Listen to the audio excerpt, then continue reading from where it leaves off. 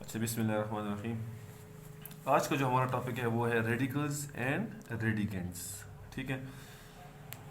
हम पिछली क्लासों से यही सुनते आ रहे हैं कि हमारे पास अगर फॉर एग्जांपल एक नंबर है ए, ठीक है, और इसके ऊपर हमारे पास क्या होता है, स्क्वायर रूट होता है।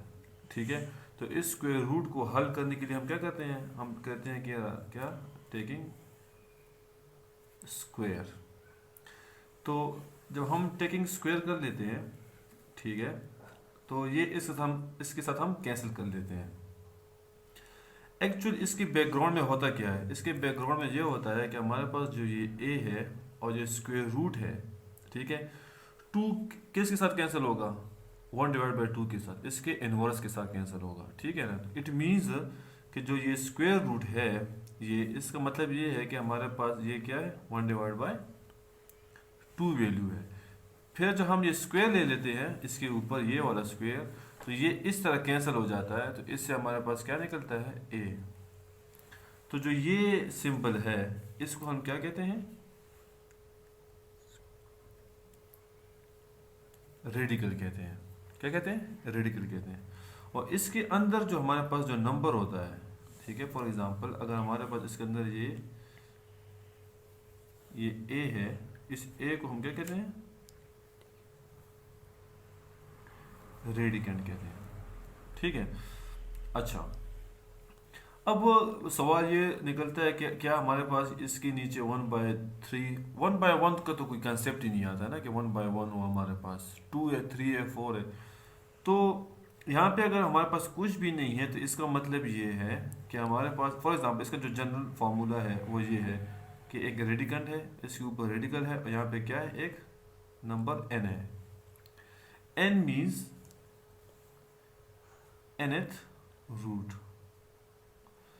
अगर ये हमारा n हमारे पास क्या है, क्या कुछ भी नहीं है, तो इसका मतलब ये है कि n हमारे पास क्या होगा, 2 होगा। तो क्या हो गया, 2 means, which means square root. इसलिए हम क्या कहते हैं, स्क्वायर रूट कहते हैं, क्योंकि n की वैल्यू हमारे पास यहाँ पे क्या है, 2 है। अगर स्क्वायर रूट, ये square root means radical, radical के साथ यहाँ पे हमारे पास n की वैल्यू क्या आती है, फॉर एग्जांपल 3 आती है, तो यहाँ पे क्या हो जाएगा, 3 हो जाएगा। तो इसका मतलब ये है कि जो a है इसके ऊपर 1/, क्या होगा, 3 हो जाएगा। क्यों, क्योंकि यहाँ पे हमारे पास क्या है, n की वैल्यू 3 है। तो इस 3 को हम क्या कहेंगे, क्यूब रूट।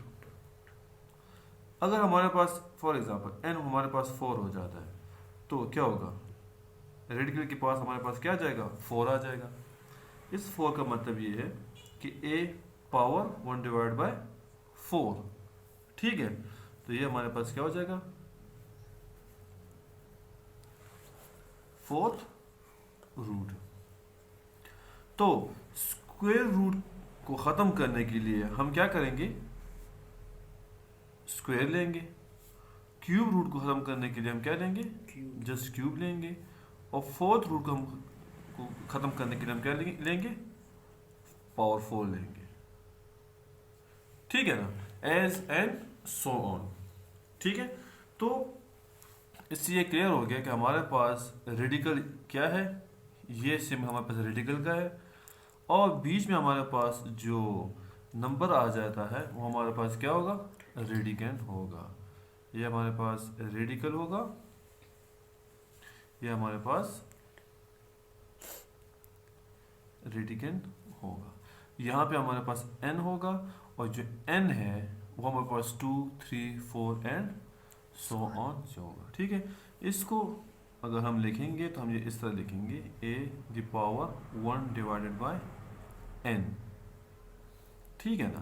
तो ये इस तरह भी हो सकता है, a1/2, a1/3, a1/4 and so on.